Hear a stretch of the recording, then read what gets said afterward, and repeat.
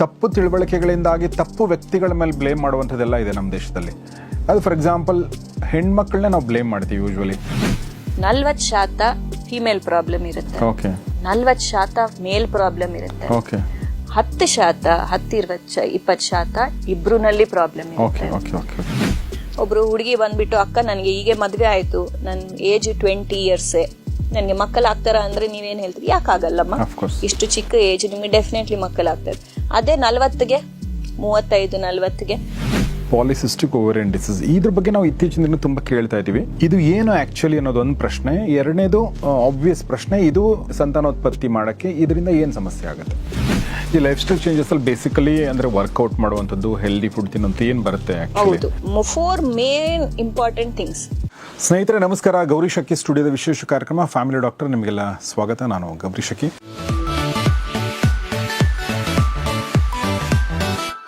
Family doctor ಕಾರ್ಯಕ್ರಮದ ಉದ್ದೇಶ ಏನು ಹೇಳಿ, ನಾವೆಲ್ಲರೂ ಚೆನ್ನಾಗಿರಬೇಕು, ಆರೋಗ್ಯದಿಂದ ಇರಬೇಕು, ನೀವೆಲ್ಲರೂ ಚೆನ್ನಾಗಿರಬೇಕು ಅನ್ನೋದೇ ಉದ್ದೇಶ. ಹೀಗಾಗಿ ನಾವು ಆರೋಗ್ಯ ಸಂಬಂಧಿತ ಸಮಸ್ಯೆಗಳನ್ನ ಇದರಲ್ಲಿ ಚರ್ಚೆ ಮಾಡ್ತೀವಿ. ಇವತ್ತು ನಮ್ಮೊಂದಿಗೆ ವೃಕ್ಷ್ ಫರ್ಟಿಲಿಟಿ ಈ ಒಂದು ಸೆಂಟರ್ನ ಚೀಫ್ ಫರ್ಟಿಲಿಟಿ ಸ್ಪೆಷಲಿಸ್ಟ್ ಮತ್ತು ಗೈನಕಾಲಜಿಸ್ಟ್ ಆಗಿರುವಂಥ ಡಾಕ್ಟರ್ ಸ್ನೇಹಾ ಶೆಟ್ಟಿ ಅವರು ನಮ್ಮೊಂದಿಗಿದ್ದಾರೆ. ಬನ್ನಿ ಅವ್ರನ್ನ ಸ್ವಾಗತಿಸೋಣ. Madam, welcome to the show. ನಮಸ್ತೆ. ಕಳೆದ 15-16 ವರ್ಷಗಳಿಂದ I think you been a doctor. Okay. ಕಳೆದ 2.5 ವರ್ಷಗಳಿಂದ ಅವರು ತಮ್ಮದೇ ಸ್ವಂತ ಒಂದು ಕ್ಲಿನಿಕಲ್ ಅಂದರೆ ಈ ಒಂದು ಫರ್ಟಿಲಿಟಿ ಸೆಂಟರ್ನ ಶುರು ಮಾಡಿದರೆ. ಅದರ ಹೆಸರು ವೃಕ್ಷ ಅಂತ, ಅಂದರೆ ಕನ್ನಡದಲ್ಲಿ ವೃಕ್ಷ ಅಂತೀವಿ. ಸೊ ಒಂದು ವೃಕ್ಷ ಅಂದರೆ ಏನು ಹೇಳಿ? ಒಂದು ವೃಕ್ಷ ಅಂದರೆ ಅದು ನಾವು ಅದನ್ನು ನಿರೀಕ್ಷೆ ಮಾಡೋದು, ಅದು ಹೂ ಬಿಡುತ್ತೆ, ಹಣ್ಣಾಗುತ್ತೆ, ಮತ್ತೊಂದಷ್ಟು ಗಿಡಗಳು ಅದರಿಂದ ಹುಡ್ತವೆ. ವೃಕ್ಷ ಅನ್ನೋದೊಂದು ಸಮೃದ್ಧತೆಯ ಸಂಕೇತ. ಅದೇ ಹೆಸರು, ಅದರ ಸಲುವಾಗಿ ಇಟ್ಟಿದ್ದ ಹೆಸರು. ಓಕೆ.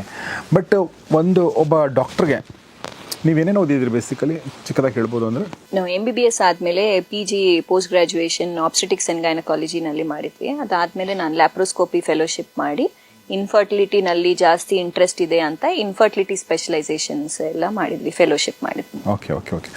ಈ ಒಬ್ಬ ಡಾಕ್ಟರ್ ಬೇರೆ ಬೇರೆ ಹಾಸ್ಪಿಟಲ್ಗಳಲ್ಲಿ ನೀವು ಕೆಲಸ ಮಾಡ್ತಿದ್ರಿ. ಆಮೇಲೆ 2.5 ವರ್ಷದಿಂದ ನೀವು ನಿಮ್ಮದೇ ಆದ ವೃಕ್ಷ ಶುರು ಮಾಡಿದ್ರಿ. ಯಾಕೆ ಅನ್ನಿಸ್ತು ಹಾಗೆ ಡಾಕ್ಟ್ರೇ ನಿಮಗೆ? ಸೊ ಎಲ್ಲ ಕಡೆ ಪ್ರಾಕ್ಟೀಸ್ ಮಾಡ್ತಾ ಇದ್ದವಾಗ ಪ್ರತಿಯೊಬ್ಬರು ಕಂಪನಿದು, ಪ್ರತಿಯೊಬ್ಬರು ಹಾಸ್ಪಿಟಲ್ ಅವ್ರದ್ದು ಈ ಪ್ರಕಾರ ಮಾಡಬೇಕು ಅಂತ ಒಂದಿರುತ್ತೆ. ಫರ್ಟಿಲಿಟಿ ಅನ್ನೋದು is a very divine field. ಅದು ಒಂದು ದೈವದ ಮೂಲಕವಾಗಿ ಅದು ಆಶೀರ್ವಾದ ಇದ್ರೇನೆ ಅದು ನಾವು ಏನು ಮಾಡಿದ್ರೂ ಅದು ನ್ಯಾಚುರಲ್ ಇರಲಿ ಇಲ್ಲ ಹೈ ಎಂಡ್ ಟ್ರೀಟ್ಮೆಂಟ್ ಇರಲಿ, ಸ್ವಲ್ಪ ಜನಗೆ ಸಿಂಪಲ್ ಮಾತ್ರೆಗಳು ಕೊಟ್ಟರೆ ಆಗಿಬಿಡುತ್ತೆ, ಸ್ವಲ್ಪ ಜನಗೆ ಈ ಥರ. ಸೊ ಬೇಸಿಕ್ ಟ್ರೀಟ್ಮೆಂಟ್ ಇಂದನೂ ಆಗ್ಬೋದು ಅಂತ. ಅದು IVF ಸೆಂಟರ್ನಲ್ಲೇ ನಾನು ಕೆಲಸ ಮಾಡಬೇಕಂತ ಇಲ್ಲ, ಫರ್ಟಿಲಿಟಿ ಸೆಂಟರ್ನಲ್ಲಿ ನಾನು ಕೆಲಸ ಮಾಡಬೇಕು. ಓಕೆ, ನಾವೇ ಒಂದು ಸ್ವಲ್ಪ ಚಿಕ್ಕದಾಗಿ ಸ್ಟಾರ್ಟ್ ಮಾಡಿಬಿಟ್ಟು ಈ ಥರ ಎಷ್ಟು ದಾಂಪತ್ಯಗಳನ್ನ ಅವ್ರಿಗೆ ಹೆಲ್ಪ್ ಮಾಡ್ಬೋದಂದರೆ ಅದು ಮಾಡೋಣ ಅಂತ ಆ ಉದ್ದೇಶದಿಂದ ಇಂಟರ್ನ್ಯಾಷನಲ್ ಲೆವೆಲ್ ಸ್ಟ್ಯಾಂಡರ್ಡ್ಸ್ನಲ್ಲಿ ಕರೆಕ್ಟ್ ಎಥಿಕಲ್ ಪ್ರಾಕ್ಟೀಸ್ ಮಾಡಿ ART ಅಂತ ಸೆಂಟ್ರಲ್ ಗವರ್ಮೆಂಟ್ ಲಾ ಇದೆ ಈಗ, ಆ ಸೆಂಟ್ರಲ್ ಗವರ್ಮೆಂಟ್ ಲಾ ಪ್ರಕಾರ ಫಾಲೋ ಆಗಿ ಒಂದು ಸೆಂಟರ್ ಮಾಡೋಣ ಅಂತ ಆ ಉದ್ದೇಶದಿಂದ ಮಾಡಿದ್ವಿ. Very nice. ಸೊ ಅಲ್ಲಿ ಒಂದು ಬಹಳ ಇಂಪಾರ್ಟೆಂಟ್ ವ್ಯತ್ಯಾಸ ಹೇಳಿದರು. IVF ಸೆಂಟರ್ ಅಲ್ಲ, ಫರ್ಟಿಲಿಟಿ ಸೆಂಟರ್ ಅನ್ನೋದು. IVF ಅನ್ನೋದು ನಿಮ್ಮ ಗರ್ಭಧಾರಣೆಯ ಕೊನೆಯ ಹಂತ, ಅಂದರೆ ಎಲ್ಲ ದಾರಿಗಳು ಮುಗಿದ ಮೇಲೆ IVF ಮಾಡ್ತೀರಾ. ಸೊ ಕೆಲವೊಬ್ಬರಿಗೆ ನ್ಯಾಚುರಲ್ ಆಗಿ ಆಗುತ್ತೆ, ಇನ್ನು ಕೆಲವೊಬ್ಬರಿಗೆ ಇನ್ನೊಂದು ನೀವು ಹೇಳಿದ್ರಿ ಎರಡನೇದು IUI ಇಂದ ಆಗುತ್ತೆ, ಕೆಲವೊಬ್ಬರಿಗೆ ಮಾತ್ರ IVF ನಿಂದ ಆಗುತ್ತೆ. ಸೊ ಹೀಗಾಗಿ ಯಾವುದು ದಾರಿಯಿಂದ ಮಕ್ಕಳಾಗ ಸಾಧ್ಯ ಆ ದಾರಿನ ಆಯ್ಕೆ ಮಾಡ್ಕೋಬೇಕು ಅನ್ನೋದು ತಮ್ಮ ಒಂದು ಮಾತಿನ ಅರ್ಥ ನನಗೆ. ಇನ್ನು ಈಗ ನಾವು ನಮ್ಮ ಭಾರತದಲ್ಲಿ ಒಂದಷ್ಟು ಹೇಗೆ ಮಕ್ಕಳ ಬಗ್ಗೆ ಒಂದು ಒಲವಿದೆಯೋ ಹಾಗೆ ಕೆಲವೊಂದು ತಪ್ಪು ತಿಳುವಳಿಕೆಗಳಿಂದಾಗಿ ತಪ್ಪು ವ್ಯಕ್ತಿಗಳ ಮೇಲೆ ಬ್ಲೇಮ್ ಮಾಡುವಂಥದ್ದೆಲ್ಲ ಇದೆ ನಮ್ಮ ದೇಶದಲ್ಲಿ. ಅದು ಫಾರ್ ಎಕ್ಸಾಂಪಲ್ ಹೆಣ್ಮಕ್ಳನ್ನ ನಾವು ಬ್ಲೇಮ್ ಮಾಡ್ತೀವಿ ಯೂಶ್ವಲಿ. ಮಕ್ಕಳಾಗಿಲ್ಲ ಅಂದರೆ ಒಂದು ಸಂಸಾರದಲ್ಲಿ ಅವಳು ಬಂಜೆ ಅನ್ನೋ ಮಾತು ನಮ್ಮ ಕನ್ನಡದಲ್ಲಿ ಒಂದು ಮಾತಿದೆ, which is a very very harsh and which is a very rude thing to say. ಗಂಡಸಿಗೆ ಆ ಥರದ್ದು ವರ್ಡೇ ಇಲ್ಲ ನಮ್ಮ ಹತ್ರ. ಗಂಡಸಿಗೆ ಯಾಕೆ ಅಂದರೆ ನಾವು ಅನಿಸುತ್ತೆ ಗಂಡಸಿಗೆ ಏನು ಸಮಸ್ಯೆ ಇಲ್ಲ, ಹೆಣ್ಣಿಗೆ ಸಮಸ್ಯೆ ಅನ್ನೋದು ಅಗೇನ್ ನಾ ಹೇಳ್ದಂಗೆ ಅತ್ಯಂತ ದೊಡ್ಡ ತಪ್ಪು ತಿಳುವಳಿಕೆ, ಮೂರ್ಖತನದ ಮಾತು. ದಯವಿಟ್ಟು ಯಾರು ಕೂಡ ಆ ಥರದ ವರ್ಡ್ಗಳನ್ನ ಯೂಸ್ ಮಾಡಬೇಡಿ, ಆ ಥರ ತಿಳ್ಕೊಳ್ಬೇಡಿ. ಸೊ ಒಂದು ಮಕ್ಕಳಾಗದೇ ಇದ್ದಾಗ ಗಂಡ ಹೆಂಡತಿಗೆ ಗಂಡನಲ್ಲೂ ಸಮಸ್ಯೆ ಇರ್ಬೋದು, ಹೆಂಡತಿಯಲ್ಲೂ ಸಮಸ್ಯೆ ಇರ್ಬೋದು, ಹೆಣ್ಣಿನಲ್ಲೂ ಸಮಸ್ಯೆ ಇರ್ಬೋದು, ಗಂಡಿನಲ್ಲೂ ಸಮಸ್ಯೆ ಇರ್ಬೋದು ಅಲ್ವಾ? ಸೊ ನಾನು 2 ಪ್ರಶ್ನೆಗಳು ಕೇಳಬೇಕು. ಜಾಸ್ತಿ ಸಮಸ್ಯೆ ಯಾರಿಗಿರುತ್ತೆ ಅನ್ನೋದು ಮೊದಲನೇ ಪ್ರಶ್ನೆ. ಈ ಒಂದು ಎಪಿಸೋಡಲ್ಲಿ ಹೆಣ್ಣಿನ ಸಮಸ್ಯೆಗಳೇನು ಅನ್ನೋದ್ರ ಬಗ್ಗೆ ಮಾತಾಡಬೇಕು. ಸೊ ಮೊದಲನೇ ಪ್ರಶ್ನೆ, ಯಾರಿಗೆ ಜಾಸ್ತಿ ಸಮಸ್ಯೆ ಇರುತ್ತೆ? ನೀವು ತುಂಬ ಚೆನ್ನಾಗಿ ಮಾತಾಡಿದ್ರಿ. First of all thank you so much for bringing this topic. Thank you. ಇದು ಇಷ್ಟು ಅಪೋಹಗಳಲ್ಲಿ ಈ ಥರ ವರ್ಡ್ ಬಂಜೆತನ ಅನ್ನೋ ವರ್ಡ್ ಅನ್ನೋದು ನೀವು ಹೇಗೆ ಹೇಳಿದ್ರಿ, ಅದು really thank you so much for clearing that out. And ಎಲ್ಲರಿಗೆ ಈ ಥರ ಯೂಸ್ ಮಾಡಬಾರ್ದು ಅಂತ ಹೇಳಿದರೆ, ಯಾಕಂದರೆ ಅದು ತುಂಬ ಕಾಮನ್ ಆಗಿ ಯೂಸ್ ಮಾಡ್ತಾ ಇರ್ತಾರೆ ನಾರ್ಮಲ್ ಲ್ಯಾಂಗ್ವೇಜ್ನಲ್ಲೇ. ಈಗ ಯಾರಿನಲ್ಲಿ ಜಾಸ್ತಿ ಸಮಸ್ಯೆಗಳಂದರೆ, I want to clear this, 40% female problem ಇರುತ್ತೆ, 40% ಮೇಲ್ ಪ್ರಾಬ್ಲಮ್ ಇರುತ್ತೆ, 10%, 10-20% ಇಬ್ರುನಲ್ಲಿ ಪ್ರಾಬ್ಲಮ್ ಇರುತ್ತೆ. ಸೊ ಒಂದು ಮುಂಚೆ ಈ ಕಾಲನಲ್ಲಿ ಈ ತರ ಇತ್ತು, ಬರೇ ಪ್ರಾಬ್ಲಮ್ ಅಂದ ತಕ್ಷಣ ಅತ್ತೆ ಅವರು ಇಲ್ಲ ಮದರ್ ಸೈಡ್ ಅವರೆಲ್ಲರೂ ಬರೇ ವೈಫ್ನ ಕರ್ಕೊಂಡು ಬರ್ತಿತ್ತು ಚೆಕಪ್ಗೆ, ಒಂದ್ಸಲ ಈ ತರ ಮಕ್ಕಳಾಗ್ತಾ ಇಲ್ಲ ಡಾಕ್ಟರ್ ಒಂದ್ಸಲ ಚೆಕ್ ಮಾಡ್ರಿ ಅಂತ. ಇತ್ತೀಚಿನ ದಿನದಲ್ಲಿ ನಾವು ನೋಡ್ತಾ ಇದೀವಿ ಕಪಲ್ ತರನೇ ಬರ್ತಾ ಇದ್ದಾರೆ ಸುಮಾರು ಜನ, ಅವ್ರಿಗೆ ಗೊತ್ತಾಗಿದೆ ಈ ತರ ಮೀಡಿಯಾ ಅವೇರ್ನೆಸ್ ಅನ್ನೋದು ಜಾಸ್ತಿ ಆಗಿದೆ, ಸೆಲೆಬ್ರಿಟೀಸ್ನು ಅವೇರ್ನೆಸ್ ಎಲ್ಲ ಜಾಸ್ತಿ ಆಗಿದೆ. ಸೊ ಡೆಫಿನೆಟ್ಲಿ ಜನಗೆ ಗೊತ್ತಾಗ್ತಾ ಇದೆ. ಆ್ಯಂಡ್ ಇಲ್ಲ ಅಂದ್ರೂ ನಾವು ಹೇಳ್ತೀವಿ, ಇಲ್ಲ ಅಮ್ಮ ಪ್ರಾಬ್ಲಮ್ ಇಬ್ರುನಲ್ಲಿ ಇರ್ಬೋದು. ಸೊ ಈಗ ನಾವು ವೈಫ್ನ ಚೆಕ್ ಮಾಡಿದ್ರೆ ಹಸ್ಬೆಂಡ್ನು ಅಷ್ಟೇ ಇಂಪಾರ್ಟೆಂಟ್, ಅವ್ರಿಗೂ ಚೆಕ್ ಮಾಡಬೇಕು. ಸೊ ಬೇಸಿಕ್ ಟೆಸ್ಟ್ ಫಸ್ಟ್ ಮಾಡ್ತೀವಿ, ಎಲ್ಲರಿಗೆ ಎಲ್ಲ ಪರೀಕ್ಷೆಗಳೇನು ಮಾಡಲ್ಲ. ಸೊ ಒಂದು ಸಿಂಪಲ್ ಟೆಸ್ಟ್, ಅದು ವೀರ್ಯ ಪರೀಕ್ಷೆಗಳು, ಅದು ನಿಮ್ಮ ಜನರಲ್ ಹೆಲ್ತ್ ಚೆನ್ನಾಗಿದೆ ಅಂದರೆ ಇದು ಒಂದು ಮಾಡಿದ್ರೆ ನಮಗೆ ಹೇಗಿದೆ ಏನು ಪ್ರಾಬ್ಲಮ್ ಅಂತ ಗೊತ್ತಾಗುತ್ತೆ. ಸೊ ಇಲ್ಲಿ 40% ಹೆಣ್ಮಕ್ಳಲ್ಲೂ ಪ್ರಾಬ್ಲಮ್ ಇರುತ್ತೆ, 40% ಗಂಡಸಲ್ಲೂ ಪ್ರಾಬ್ಲಮ್ ಇರುತ್ತೆ, ಇನ್ನು 20% ಇಬ್ಬರಲ್ಲೂ ಸಮಸ್ಯೆ ಇರುತ್ತೆ ಅನ್ನೋ ಮಾತನ್ನು ನಮ್ಮ ಡಾಕ್ಟರ್ ಸ್ನೇಹಾ ಶೆಟ್ಟಿ ಅವರು ಹೇಳಿದರು. ಸೊ ಹೀಗಾಗಿ ಇದು ಒಂಥರ ಒಬ್ಬರ ಮೇಲೆ ಗೂಬೆ ಕೂರಿಸುವಂಥದ್ದಲ್ಲ ಅನ್ನೋದು ಒಂದು ತುಂಬ ಸ್ಪಷ್ಟವಾಗಿ ಗೊತ್ತಾಯ್ತು. ಎರಡನೇದು, ಹಿಂದಿನ ದಿನಗಳಲ್ಲಿ ಏನಾಗ್ತಿತ್ತು ಅಂದರೆ ಟೆಸ್ಟ್ ಮಾಡೋದಿರಲಿ, ಹೆಣ್ಣಿಗೆ ಸಮಸ್ಯೆ ಇದೆ ಅಂತ ಮುಂಚೆನೇ ಡಿಸೈಡ್ ಮಾಡಿಕೊಂಡು ಗಂಡಿಗೆ ಇನ್ನೊಂದು ಮದುವೆ ಮಾಡ್ತಿದ್ರು, ಅವಳಲ್ಲೂ ಮದುವೆ ಆಗಲಿ ಅಂದರೆ ಇನ್ನೊಂದು ಮದುವೆ ಮಾಡಿ, ಈ ಥರದ್ದು ನಾವು ಹಳ್ಳಿಗಳಲ್ಲಿ ನೋಡಿದ್ದೀವಿ. ಓಕೆ, ಆಗಿನ ಕಾಲ ಹಾಗಿತ್ತು, ಅಜ್ಞಾನ ಇತ್ತು, ತಿಳುವಳಿಕೆ ಇರಲಿಲ್ಲ, ಸೊ ಅದನ್ನು ಬಿಟ್ಬೋಣ. ಬಟ್ ಈಗ ನಮಗೆ ಎಲ್ಲ ತಿಳುವಳಿಕೆ ಇರೋದ್ರಿಂದ ಆ ಥರ ತಪ್ಪುಗಳನ್ನ ನಾವು ಮಾಡ್ತಾ ಇಲ್ಲ, ತುಂಬ ಜನ ಅದರಿಂದ ಹೊರಗಡೆ ಬಂದಿದ್ದಾರೆ. ಸೊ ಈಗ ನಾವು ಹೆಣ್ಣಿನ ಅಂದರೆ ಹೆಂಗಸಿನ ಬಗ್ಗೆ ನಾವು ಮಾತಾಡಿದ್ರೆ, ಹೆಣ್ಣಿನ ದೇಹ more complex, okay, compare to male ಅಂತ ನನಗನ್ಸುತ್ತೆ. ಬಿಕಾಸ್ ಅವಳು ಗರ್ಭಧರಿಸಿ ಮಗುನ ಇಟ್ಕೊಳ್ಬೇಕಾದ ಒಂದು ಶಕ್ತಿ ಸಾಮರ್ಥ್ಯ ಹೊಂದಬೇಕು ಅಂತಂದರೆ ಅದು ಸಿಂಪಲ್ ಆಗಿರೋಕ್ಕೆ ಸಾಧ್ಯ ಇಲ್ಲ. ಹೀಗಾಗಿ ಬಹುಶಃ ಸಮಸ್ಯೆಗಳು ಕೂಡ ಅಲ್ಲಿ ಬರ್ಬೋದೇನೋ ಕೆಲವೊಂದು. ಸೊ ಹೀಗಾಗಿ ನನ್ನ ಪ್ರಶ್ನೆ ಏನಂದರೆ, ಹೆಣ್ಣಿನಲ್ಲಿ ಏನು ಸಮಸ್ಯೆಗಳು ಬರ್ತವೆ ಅಥವಾ ಇರ್ತವೆ, ಓಕೆ, ಮತ್ತು ಮನೆಯಲ್ಲಿರುವಂಥ ಹೆಣ್ಮಕ್ಳು, ಮದುವೆ ಆಗಿರುವಂಥ ಹೆಣ್ಮಕ್ಳು ಸೆಲ್ಫ್ ಡಯಾಗ್ನೋಸ್ ಅರ್ಥ ಮಾಡ್ಕೊಳ್ಳುವಂಥದ್ದು ಏನಿದೆ, ನನಗೆ ಈ ಸಮಸ್ಯೆ ಇರಬಹುದಾ ಅನ್ನೋದು ಹೇಗೆ ಗೊತ್ತಾಗುತ್ತೆ? ಓಕೆ, ಫಸ್ಟ್ಲಿ ಏನಂದರೆ ಮನೆಯಲ್ಲಿ ಕೂತ್ಕೊಂಡು ಅವ್ರಿಗೆ ಗೊತ್ತಾಗಬೇಕಂದ್ರೆ ಫಸ್ಟ್ ಥಿಂಗ್ ನೀವು ನೋಡಬೇಕು ನಿಮ್ಮ ಏಜ್. ವಯಸ್ಸು 30 ವರ್ಷಕ್ಕಿಂತ ಜಾಸ್ತಿ ಇದೆ ಅಂದರೆ ನೀವು ಮಕ್ಕಳಿಗೆ 1 ವರ್ಷ ಟ್ರೈ ಮಾಡ್ತಾ ಇದ್ದೀರಿ ಆದರೂ ಆಗ್ತಾ ಇಲ್ಲ ಅಂದರೆ ನೀವು ಇಮಿಡಿಯೇಟ್ಲಿ ಡಾಕ್ಟರ್ನ ಭೇಟಿ ಆಗಬೇಕು. ಎರಡನೇದು, ನಾವು ಇದಕ್ಕೆ ಮುಂಚೆ ಎಪಿಸೋಡ್ನಲ್ಲಿ ಮಾತಾಡಿದ ಋತುಚಕ್ರ ಪೀರಿಯಡ್ಸ್ ಅನ್ನೋದು ಅವ್ರಿಗೆ ತಿಂಗಳ ಕರೆಕ್ಟ್ ಬರ್ತಾ ಇದೆಯಾ ಇಲ್ಲ, ಬರ್ತಾ ಇಲ್ಲ ಅಂದರೆ ನೀವು ಡಾಕ್ಟರ್ನ ಭೇಟಿ ಆಗಬೇಕು. ಅಂದರೆ ನಿಮಗೆ ಮೊಟ್ಟೆ ಕರೆಕ್ಟಾಗಿ ರಿಲೀಸ್ ಆಗ್ತಾ ಇದೆಯಾ ಇಲ್ಲ ಅಂತ ಚೆಕ್ ಮಾಡ್ಕೋಬೇಕು. ಮೂರನೇದು, ರಿಪೀಟೆಡ್ ಇನ್ಫೆಕ್ಷನ್ಸ್ ಬರ್ತಾ ಇದೆ ಅಂದ್ರೂ ಚೆಕ್ ಮಾಡ್ಕೋಬೇಕು. ನಾಲ್ಕನೇದು, ತೂಕ ಸಡನ್ ಆಗಿ ತುಂಬ ಜಾಸ್ತಿ ಆಗಿಬಿಡುತ್ತೆ ಮದುವೆ ಆದಮೇಲೆ ಅವ್ರಿಗೆ, ಆ್ಯಂಡ್ ದೆನ್ ಅವ್ರು ನ್ಯಾಚುರಲ್ ಆಗಿ ಟ್ರೈ ಮಾಡ್ತಾ ಇರ್ತಾರೆ. ಸೊ ಅವರು ಶುಗರ್, ಥೈರಾಯ್ಡ್ ಇದೆಲ್ಲ ಬೇಸಿಕ್ ಟೆಸ್ಟ್, ಅದೆಲ್ಲ ಒಂದು ಸ್ವಲ್ಪ ಚೆಕ್ ಮಾಡಿಕೊಂಡು ಏನಾದ್ರು ಪ್ರಾಬ್ಲಮ್ ಇದೆ ಅಂದ್ರೂ ಡಾಕ್ಟರ್ನ ಭೇಟಿ ಆಗಬೇಕು. ಇದು ಅಕಸ್ಮಾತ್ ಅವರಿಗೆ ಏನೂ ಗೊತ್ತಿಲ್ಲ, ಅವ್ರು ಈಗೀಗೆ ಪ್ಲಾನ್ ಮಾಡೋಣ ಅನ್ಕೊತಾ ಇದ್ದಾರೆ ಅಂದರೆ ಈ ಪಾಯಿಂಟ್ಸ್ ಅವರು ಚೆಕ್ ಮಾಡ್ಕೋಬೇಕು. ಕರೆಕ್ಟಾಗಿ ಪೀರಿಯಡ್ಸ್ ಬರ್ತಾ ಇದೆಯಾ ಇಲ್ಲ, ಅವ್ರ age, then repeated infections, basic blood ಟೆಸ್ಟ್ಗಳು ಇದೆಲ್ಲ ಅವರು ಚೆಕ್ ಮಾಡಿಕೊಂಡು ಡಾಕ್ಟರ್ನ ಭೇಟಿ ಆಗಬೇಕು. ಈಗ ಏನೇನು ಸಮಸ್ಯೆಗಳು ಇರ್ಬೋದು ಅಂದರೆ, ಫಸ್ಟ್ ಬೇಸಿಕ್ ಥಿಂಗ್, ನೀವು ನಾರ್ಮಲ್ ಆಗಿ ಒಂದು ಫಸ್ಟ್ ಟೈಮ್ ಪೀರಿಯಡ್ ಬಂದವಾಗ, ಎಲ್ಲರಿಗೆ ಹುಟ್ಟುವಾಗಿಂದನೇ ಹೆಂಗಸರಿಗೆ ಪೀರಿಯಡ್ಸ್ ಇರಲ್ಲ, ಅವರು 13-14 ವರ್ಷ ಆದಮೇಲೆ ಅವ್ರಿಗೆ ಫಸ್ಟ್ ಟೈಮ್ ಪೀರಿಯಡ್ ಬರೋದು ಸ್ಟಾರ್ಟ್ ಆಗುತ್ತೆ. ಇದು ಪೀರಿಯಡ್ ಬರೋದು ಅಂದರೆ ಏನು? ನಮ್ಮ ಬಾಡಿನಲ್ಲಿ ಗರ್ಭಕೋಶ ಅಂತ ಯೂಟ್ರಸ್ ಅನ್ನೋದು ಇರುತ್ತೆ. ಈಗ ನಾವು ಆರಾಮಾಗಿ ಚೇರ್ ಮೇಲೆ ಕೂತ್ಕೊಂಡಿದ್ವಿ, ಹೀಗೆ ನಮ್ಮ ಬಾಡಿ ಗರ್ಭಕೋಶನಲ್ಲಿ ಒಂದು ಚೆನ್ನಾಗಿ ಕುಷನ್ ಫಾರ್ಮ್ ಆಗುತ್ತೆ ಮಗು ಬಂದು ಕೂತ್ಕೊಲಿಕ್ಕೆ. ಪ್ರೆಗ್ನೆನ್ಸಿ ಇಲ್ಲ ಅಂದ್ರೆ ಆ ಕುಷನ್ ಎಲ್ಲ ಬಂದ್ಬಿಡುತ್ತೆ, ಅದನ್ನ ಪೀರಿಯಡ್ಸ್ ಅಂತ, ಋತುಚಕ್ರ ಅಂತ ಕರಿತೀವಿ. ಒಂದ್ ತಿಂಗಳು ಬಾಡಿ ವೇಟ್ ಮಾಡುತ್ತೆ, ಏನಾದ್ರೂ ಅಲ್ಲಿ ಮಗು ಬರುತ್ತಾ ಅಂದ್ರೆ ಝೈಗೋಟ್ ಬರುತ್ತಾ ಅಂತ ಹೇಳಿ, ಎಂಬ್ರಿಯೋ ಬರುತ್ತಾ ಅಂತ, ಬರ್ಲಿಲ್ಲ ಅಂದ್ರೆ ಅದು ಆ ಕುಷನ್ ಎಲ್ಲ ಬಂದ್ಬಿಡುತ್ತೆ. ಆ ಕುಷನ್ ನ ಎಂಡೋಮೆಟ್ರಿಯಂ ಅಂತ ಹೇಳ್ತೀವಿ. ಆ ಎಂಡೋಮೆಟ್ರಿಯಂ ಶೆಡಿಂಗ್ ಆಗ್ತಾ ಇದ್ರೆ, ಹೊರಗೆ ಬರ್ತಾ ಇದ್ರೆ ಅದನ್ನ ನಾವು ಪೀರಿಯಡ್ಸ್ ಅಂತ ಹೇಳ್ತೀವಿ. ಸೊ ಈಗ ಇದು ಗರ್ಭಕೋಶ ಬಗ್ಗೆ. ಗರ್ಭಕೋಶ ಬಾಜು 2 ಕೈ ತರ 2 ಫೆಲೋಪಿಯನ್ ಟ್ಯೂಬ್ಸ್ ಅಂತ ಇರುತ್ತೆ, ಟ್ಯೂಬ್ಸ್. ಅದರ ಬಾಜು ಮೊಟ್ಟೆ ಶೀಲ ಇರುತ್ತೆ. ಆ ಮೊಟ್ಟೆ ಶೀಲನಲ್ಲಿ ನಮಗೆ ರೌಂಡ್ ಬ್ಲ್ಯಾಕ್ ಫಾಲಿಕಲ್ಸ್, ಆ ಫಾಲಿಕಲ್ ಒಳಗಡೆ ಮೊಟ್ಟೆ ಇರುತ್ತೆ. ಸೊ ಇದನ್ನ ಮೊಟ್ಟೆ ಶೀಲ ಅಂತ ಅದಕ್ಕೆ ಕರಿತೀವಿ. ಸೊ ಈಗ ಫಾರ್ ಎಕ್ಸಾಂಪಲ್ ಈಗ 40 ವರ್ಷ ಹುಡುಗಿಗೆ ಅಷ್ಟು ಜಾಸ್ತಿ ಮೊಟ್ಟೆಗಳಿರಲ್ಲ, 20 ವರ್ಷ ಹುಡುಗಿಗೆ ಜಾಸ್ತಿ ಇರುತ್ತೆ. ಈಗ ನಮ್ಗೇನು ಗೊತ್ತಿಲ್ಲ, ಒಬ್ರು ಹುಡುಗಿ ಬಂದ್ಬಿಟ್ಟು ಅಕ್ಕ ನನಗೆ ಹೀಗೆ ಮದ್ವೆ ಆಯ್ತು, ನನ್ನ ಏಜ್ 20 years, ನನಗೆ ಮಕ್ಕಳಾಗ್ತಾರ ಅಂದ್ರೆ ನೀವೇನ್ ಹೇಳ್ತೀರಿ? ಯಾಕಾಗಲ್ಲಮ್ಮ, ಇಷ್ಟು ಚಿಕ್ಕ ಏಜ್ ನಿಮ್ಗೆ ಡೆಫಿನೆಟ್ಲಿ ಮಕ್ಕಳಾಗ್ತಾರೆ. ಅದೇ 40ಗೆ 35 40ಗೆ ನೀವೇನ್ ಹೇಳ್ತೀರಿ? ಸ್ವಲ್ಪ ಕಷ್ಟ ಆಗ್ಬೋದು, ನೀವು ಡಾಕ್ಟರ್ಗೆ ಹೋಗಿ ಒಂದ್ಸಲ ಭೇಟಿ ಆಗ್ರಿ ಅಂತ. ಏಜ್ ರಿಲೇಟೆಡ್ ಮೊಟ್ಟೆಗಳ ಕ್ವಾಲಿಟಿ ಕ್ವಾಂಟಿಟಿ ಕಡಿಮೆ ಆಗುತ್ತೆ. ಸೊ ಈ ಅಂಡಾಶೀಲನಲ್ಲಿ ಎಷ್ಟು ಫಾಲಿಕಲ್ಸ್, ಅವ್ರ ಏಜ್ ಪ್ರಕಾರ ಎಷ್ಟಿರ್ಬೇಕು ಅಷ್ಟಿದೆಯಾ ಇಲ್ಲ ಅಂತ ಚೆಕ್ ಮಾಡಬೇಕು. ಜನರಲ್ ಹೆಲ್ತ್ ಜೊತೆ ಹಾರ್ಮೋನ್ ಟೆಸ್ಟ್ ಅಂಡ್ ಇದು ಟೆಸ್ಟ್ ಮಾಡಬೇಕು. ಆ ಮೊಟ್ಟೆ ಶೀಲನಲ್ಲಿ ಪ್ರತಿ 1 ತಿಂಗಳು 1 ಫಾಲಿಕಲ್ ದೊಡ್ಡದಾಗಿ ರಪ್ಚರ್ ಆಗುತ್ತೆ, ರಿಲೀಸ್ ಆಗುತ್ತೆ. ಅದನ್ನ ಎಗ್ ರಿಲೀಸ್ ಓವ್ಯುಲೇಷನ್ ಅಂತ ಹೇಳ್ತೀವಿ.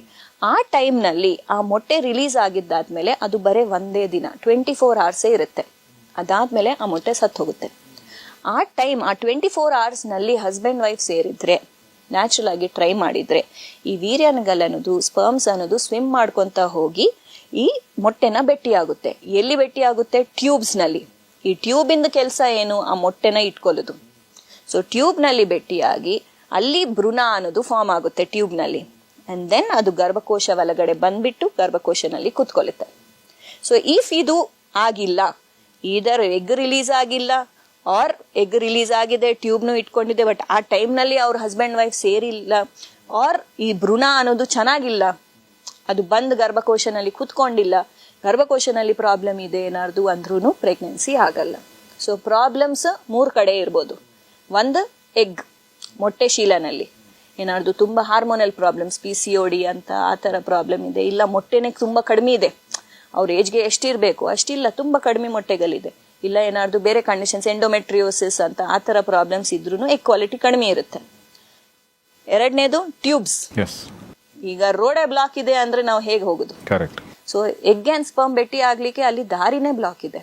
ಸೊ ಆ ಟ್ಯೂಬ್ಸ್ ನಲ್ಲಿ because of what ever reason, infection ಮೂಲಕವಾಗಿ ಇದು ಆಗ್ಬೋದು, ಇಲ್ಲ ಎದೆಷನ್ ಸರ್ಜರಿ ಏನಾದ್ರು ಆಗಿದೆ, ಆ ಸರ್ಜರಿ ಮೂಲಕವಾಗಿ ಅದು ಏನಾದ್ರು ಪ್ರಾಬ್ಲಮ್ ಆಗಿದೆ ಅಂದ್ರೂ ಟ್ಯೂಬ್ ಬ್ಲಾಕ್ ಇರುತ್ತೆ. 3ನೇದು ಯೂಟ್ರಸ್. ಈ ಗರ್ಭಕೋಶನಲ್ಲಿ ಏನಾದ್ರು ಗಡ್ಡೆ ತರ ಫೈಬ್ರಾಯ್ಡ್ಸ್ ಅಂತ ಹೇಳ್ತಾರೆ, ಇಲ್ಲ ಸ್ವಲ್ಪ ಜನಗೆ ಏನಾಗುತ್ತೆ, ಅವ್ರು ಹುಟ್ಟುವಾಗಿಂದನೇ ಜೆನೆಟಿಕ್ ಆಗಿ 2 ಯೂಟ್ರಸ್ ಇರುತ್ತೆ. ಹೌದಾ? ಇಲ್ಲ ನಮ್ಗೆ ಮೂಗು ಮಧ್ಯದಲ್ಲಿ ಹೇಗೆ ಸೆಪ್ಟಮ್ ಇದೆ, ಆ ತರ ಒಂದು ಸೆಪ್ಟಮ್ ಒಂದು ವಾಲ್ ಇರುತ್ತೆ. ಆ ತರ ಏನಾದ್ರು ಗರ್ಭಕೋಶನಲ್ಲಿ ಪ್ರಾಬ್ಲಮ್ ಇದ್ರೂ ಪ್ರೆಗ್ನೆನ್ಸಿ ಆಗಲ್ಲ. ಆಗಿದ್ರೂ ಮಿಸ್ಕ್ಯಾರೇಜ್ ರಿಸ್ಕ್, ಅಬಾರ್ಷನ್ ರಿಸ್ಕ್ ಅದೆಲ್ಲ ಜಾಸ್ತಿ ಇರುತ್ತೆ. ಯಾಕತ್ರ 2 ಇರುತ್ತೆ? ಅದು ಹುಟ್ಟುವಾಗಿಂದನೇ ಅವ್ರಿಗೆ ಆ ತರ. ಅವ್ರಿಗೇನ್ ಸೊಲ್ಯೂಷನ್ ಹಾಗಾದ್ರೆ? ಸೊ ಡಿಫ್ರೆಂಟ್ ಟೈಪ್ಸ್ ಇರುತ್ತೆ. ಸ್ವಲ್ಪ ಜನಗೆ ಈಗ ನಮಗೆ ಈ ತರ ಗರ್ಭಕೋಶ ಇರುತ್ತೆ, ಸ್ವಲ್ಪ ಜನಗೆ ಒಂದ್ ಸೈಡ್ಗೆ ಬೆಂಡ್ ಆಗಿ ಇರುತ್ತೆ, ಸ್ವಲ್ಪ ಜನಗೆ 2 ಯೂಟ್ರಸಸ್ ಸೆಪರೇಟ್ ಆಗಿ ಇರುತ್ತೆ, ಸ್ವಲ್ಪ ಜನಗೆ 2 ಇರುತ್ತೆ, ಒಂದು ಚೆನ್ನಾಗಿರುತ್ತೆ, ಒಂದು ಚಿಕ್ಕದಾಗಿ ಇರುತ್ತೆ. ಸೊ ಅವ್ರಿಗೆ ತಿಂಗಳು ಋತುಚಕ್ರನ ಆಗುವಾಗ ಅದು ಬ್ಲೀಡಿಂಗ್ ಆಗ್ಲಿಕ್ಕೆ ಜಾಸ್ತಿ ದಾರಿ ಇಲ್ಲ, ಸೊ ತುಂಬಾ ನೋವಿರೋದು, ಆ ತರ ಅಬ್ನಾರ್ಮಲ್ ಯೂಟ್ರಸ್, ಜೆನೆಟಿಕ್ ಪ್ರಾಬ್ಲಮ್ಸ್ ಅನ್ನೋದು ಕಂಜನೈಟಲ್ ಇಶ್ಯೂಸ್ ಅಂತ ಹೇಳ್ತೀವಿ, ಆ ತರ ಪ್ರಾಬ್ಲಮ್ಸ್ನು ಆಗ್ಬೋದು. ಓಕೆ, ನೀವು ಮಾತಾಡ್ತಿರ್ಬೇಕಾದ್ರೆ ಒಂದು ವರ್ಡನ್ನ ಯೂಸ್ ಮಾಡಿದ್ರಿ, PCOD ಇರುತ್ತೆ ಅಂತ ಹೇಳಿದ್ರಿ ನೀವು, ಅಂದ್ರೆ polycystic ovarian disease. Yes, polycystic ovarian disease. ಇದ್ರ ಬಗ್ಗೆ ನಾವು ಇತ್ತೀಚಿನ ದಿನ ತುಂಬ ಕೇಳ್ತಾ ಇದ್ದೀವಿ. ಇದು ಏನು ಆ್ಯಕ್ಚುಲಿ ಅನ್ನೋದೊಂದು ಪ್ರಶ್ನೆ. 2ನೇದು ಆಬ್ವಿಯಸ್ ಪ್ರಶ್ನೆ, ಇದು ಸಂತಾನೋತ್ಪತ್ತಿ ಮಾಡೋಕ್ಕೆ ಇದರಿಂದ ಏನು ಸಮಸ್ಯೆ ಆಗುತ್ತೆ? ಸೊ PCOD ಅನ್ನೋದು ಈಗ ತುಂಬ ಜಾಸ್ತಿ ನಾವು ಕೇಳ್ತಾ ಇದ್ದೀವಿ. ಹಿಂದಿನ ಕಾಲ ನಾವು ಇಷ್ಟೆಲ್ಲ ಏನೂ ಕೇಳಿಸ್ತಾ ಇಲ್ಲ. PCOD ಅಂದರೆ ಈಗ ನಮ್ಮದು ಓವರೀಸ್ನಲ್ಲಿ ನಾನು ಹೇಳಿದ್ನಿ, ಮೊಟ್ಟೆ ಶೀಲನಲ್ಲಿ ಫಾಲಿಕಲ್ಸ್ ಅಂತ ಇರುತ್ತೆ. ಅದು ಫಾಲಿಕಲ್ಸ್ ಅವ್ರ ಏಜ್ಗೆ ಇಷ್ಟಿರಬೇಕು ಅಂತ ಇರುತ್ತೆ, 10 ಇರಬೇಕು, ಅವ್ರು 15 ಇರಬೇಕು. ಅವ್ರ ಏಜ್ಗೆ ಎಷ್ಟಿರಬೇಕು ಅದಕ್ಕಿಂತ ತುಂಬ ಜಾಸ್ತಿ ಇದ್ರೆ ತುಂಬ ಜಾಸ್ತಿ ಫಾಲಿಕಲ್ಸ್, ಆ ಫಾಲಿಕಲ್ ಅನ್ನೋದು ರೌಂಡ್ ಬಲೂನ್ ತರ ಇರುತ್ತೆ. ಫಾಲಿಕಲ್ ಒಳಗಡೆ ಎಗ್ಸ್ ಇರುತ್ತೆ. ಸೊ ಈ ಫಾಲಿಕಲ್ ಅನ್ನೋದು ಒಂದು ಸಿಸ್ಟ್ ತರ ಕಾಣಿಸುತ್ತೆ ಸ್ಕ್ಯಾನ್ ನಲ್ಲಿ ನೋಡಿದ್ರೆ. ಫ್ಲೂಯಿಡ್ ಫಿಲ್ಡ್, ಸಿಸ್ಟ್ ಅಂದ್ರೆ ಫ್ಲೂಯಿಡ್ ಫಿಲ್ಡ್, ಯಾವುದೇ ಅದರಲ್ಲಿ ಫ್ಲೂಯಿಡ್ ಫಿಲ್ ಆಗಿದೆ, ನೀರೇನಾದ್ರು ತುಂಬಿದೆ ಅಂದ್ರೆ ಸಿಸ್ಟ್ ಅಂತ ಹೇಳ್ತೀವಿ. ಸೊ ಸ್ಕ್ಯಾನ್ ನಲ್ಲಿ ನಾವು ನೋಡುವಾಗ ತುಂಬಾ ಜಾಸ್ತಿ ಈ ತರ ಫಾಲಿಕಲ್ಸ್ ಇದ್ರೆ, ಪಾಲಿ ಅಂದ್ರೆ ತುಂಬಾ, ಸಿಸ್ಟ್ ಅಂದ್ರೆ ಇದು ಸಿಸ್ಟಿಕ್ ತರ ಕಾಣಿಸ್ತಾ ಇದೆ. ಪಾಲಿಸಿಸ್ಟಿಕ್ ಇನ್ ದ ಓವರಿ ಅಂದ್ರೆ ಅಂಡಶೀಲ. ಸೊ ಈ ಥರ ತುಂಬ ಜಾಸ್ತಿ ಕಾಣಿಸ್ತಾ ಇದೆ ಅಂದರೆ ಪಾಲಿಸಿಸ್ಟಿಕ್ ಅಪಿಯರೆನ್ಸ್ ಇದೆ ನಿಮ್ಮದು ಮೊಟ್ಟೆ ಶೀಲದು ಅಂತ ಹೇಳ್ತಾರೆ.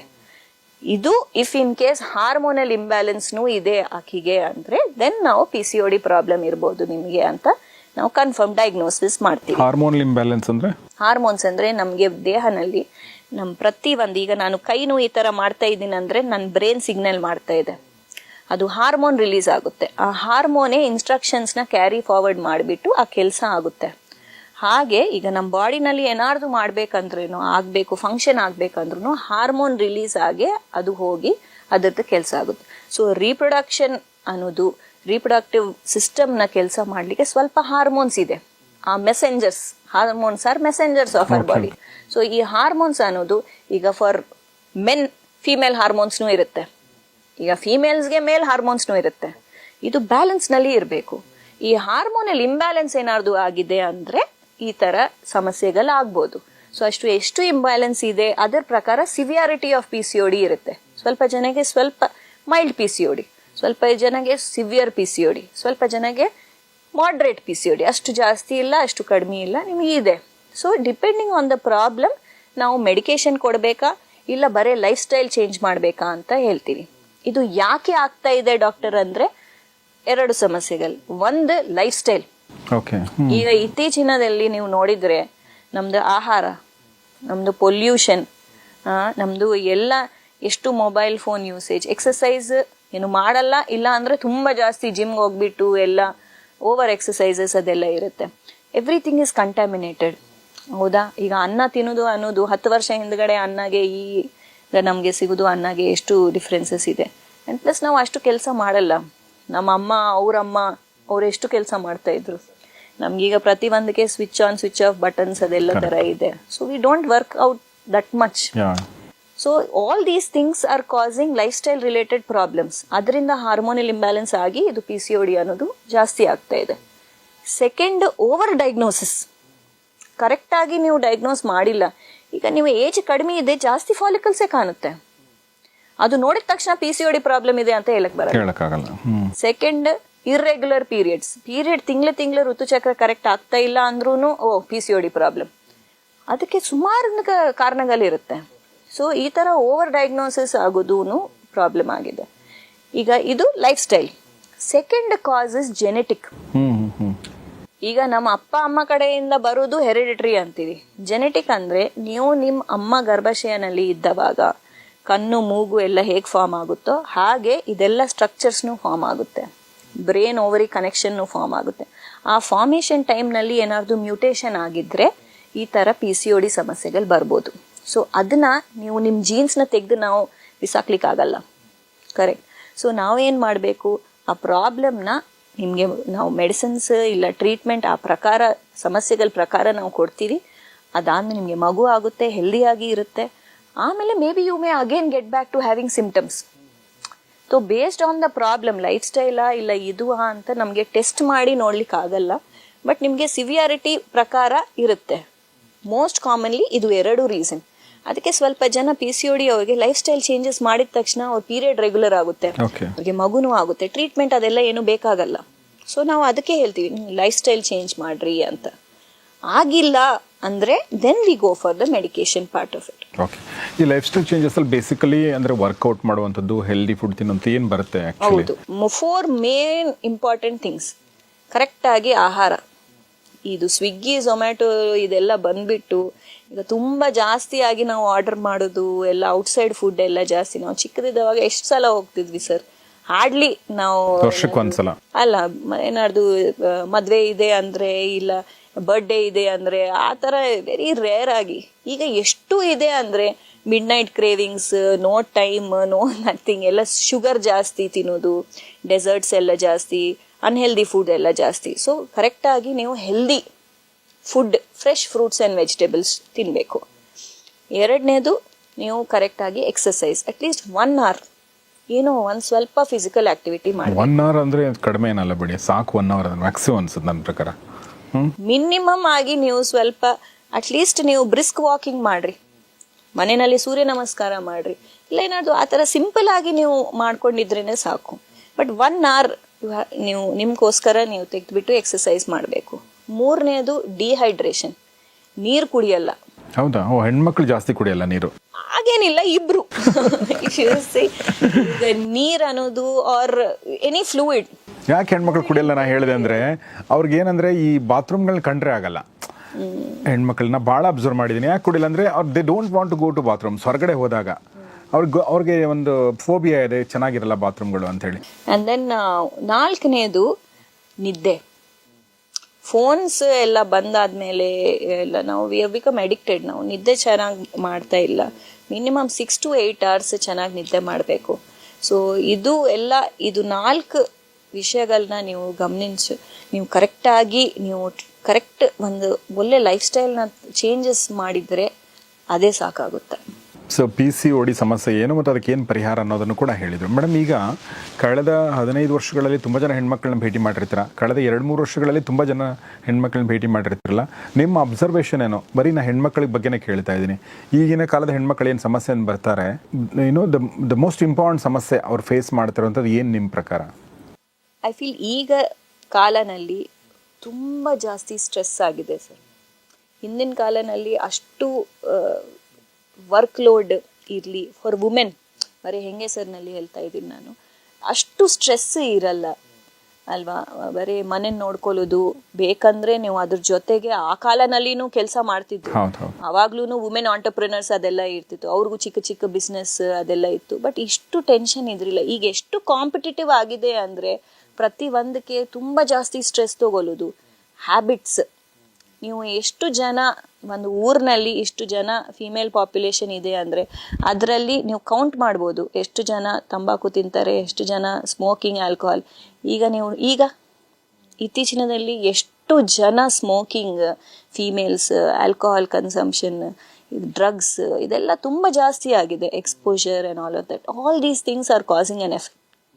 ಅದು ನಮ್ಮ ಹಾರ್ಮೋನ್ಸ್ ಮೇಲೆ ಸ್ಟ್ರೆಸ್ ಡೆಫಿನೆಟ್ಲಿ ಇಂಬ್ಯಾಲೆನ್ಸ್ ಕಾಸ್ ಮಾಡಿಬಿಟ್ಟು ರಿಪ್ರೊಡಕ್ಷನ್, ಮೊಟ್ಟೆ ಕ್ವಾಲಿಟಿ ಮೇಲೆ ಇದೆಲ್ಲ ಇರುತ್ತೆ. ಆ್ಯಂಡ್ ಮೂರನೇದು ನಾವು ಡಿಸ್ಕಸ್ ಮಾಡಿರ್ತಾರೆ ಏಜ್.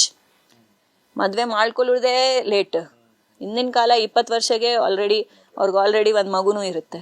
ಈಗ 30 ಆದಮೇಲೆ 40 ಆದಮೇಲೆ ಅವರು ಮಗು ಪ್ಲ್ಯಾನ್ ಮಾಡೋದು, 30 ಆದಮೇಲೆ ಮದುವೆ ಬಗ್ಗೆ ಯೋಚನೆ ಮಾಡೋದು. ಆಲ್ ದೀಸ್ ಥಿಂಗ್ಸ್ ತುಂಬ ಡಿಲೇ ಆಗ್ತಾ ಇದ್ರೂ ಆ ಏಜ್ ಪ್ರಕಾರನೂ ಕ್ವಾಲಿಟಿ ಎಲ್ಲ ಕಡಿಮೆ ಆಗ್ತಾ ಇದೆ. ನೀವು ಹ್ಯಾಬಿಟ್ಸ್ಗಳ ಬಗ್ಗೆ ಹೇಳಿದ್ರಲ್ಲ, ಈಗ ಗಂಡಸರು ತುಂಬ ಜನ ಹ್ಯಾಬಿಟ್ಸ್ ಎಲ್ಲ ಮಾಡ್ತಾರೆ, ಸ್ಮೋಕ್ ಮಾಡ್ತಾರೆ, ಡ್ರಿಂಕ್ಸ್ ಮಾಡ್ತಾರೆ. ಇತ್ತೀಚಿನ ದಿನಗಳು ಹೆಣ್ಮಕ್ಳು ಕೂಡ ಮಾಡೋಕ್ಕೆ ಶುರು ಮಾಡಿದ್ದಾರೆ. ನೀವು ಕರೆಕ್ಟಾಗಿ ಹೇಳಿದ್ರಿ. ಇದು ಅಂದರೆ ಇಂಪ್ಯಾಕ್ಟ್ ಇರುತ್ತಲ್ಲ, ಅದು ಹೆಣ್ಣಿನ ಮೇಲೆ ಸ್ವಲ್ಪ ಜಾಸ್ತಿ ಆಗುತ್ತಾ ಈ ಥರದ್ದು ಈ ಹ್ಯಾಬಿಟ್ಸ್ಗಳದು? ಜಾಸ್ತಿ ಅಂತ ಏನಿಲ್ಲ, ಬಟ್ ಡೆಫಿನೆಟ್ಲಿ ಇಂಪ್ಯಾಕ್ಟ್ ಅನ್ನೋದು ಪ್ರತಿ ಒಂದು ಆರ್ಗನ್ ಮೇಲೆ ಇರುತ್ತೆ. ನೀವು ಎಷ್ಟು ಜಾಸ್ತಿ ಯೂಸ್ ಮಾಡ್ತಾ ಇದ್ದೀರಿ ಅದರ ಪ್ರಕಾರ. ಈಗ ಮೇ ಬಿ ಈಗ ಇಬ್ರು ಇದ್ದಾರೆ, ಆ್ಯಂಡ್ ಹಸ್ಬೆಂಡ್ ವೈಫ್ ಇಬ್ರು ಸ್ಮೋಕಿಂಗ್ ಮಾಡ್ತಾ ಇದ್ದಾರೆ. But may be husband only 1-2 cigarette smoke ಮಾಡಿದರೆ, ವೈಫ್ ಜಾಸ್ತಿ ಸ್ಮೋಕ್ ಮಾಡಿದರೆ ಆಕೆಗೆ ಜಾಸ್ತಿ ಎಫೆಕ್ಟ್ ಇರುತ್ತೆ.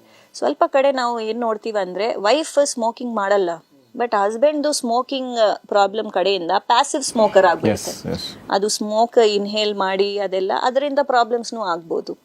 ಸೊ ನೀವು ಎಷ್ಟು ಎಕ್ಸ್ಪೋಜರ್ ಆಗಿದೆ ಅದ್ರ ಮೇಲೇನೂ ಇರುತ್ತೆ. ಸೊ ಪ್ಯಾಸಿವ್ ಸ್ಮೋಕರ್ಗಳಿಗೂ ಸಮಸ್ಯೆ. ಹೀಗಾಗಿ ಇತ್ತೀಚಿನ ಸ್ವಲ್ಪ ಅವೇರ್ನೆಸ್ ಕ್ರಿಯೇಟ್ ಆಗಿದೆ. ಮುಂಚೆ ಎಲ್ಲ ಗಂಡಸರು ತುಂಬ ಜನ ಮನೆಯಲ್ಲೇ ಸ್ಮೋಕ್ ಮಾಡ್ತಿದ್ರು, ಈಗ ಸ್ವಲ್ಪ ಕಡಿಮೆ ಆಗಿದೆ ಅನಿಸುತ್ತೆ. ಹೊರಗಡೆ ಹೋಗ್ತಾರೆ, ಸ್ವಲ್ಪ ಒಂದು ಟ್ಯಾಬು ಥರ ಆಗಿದೆ.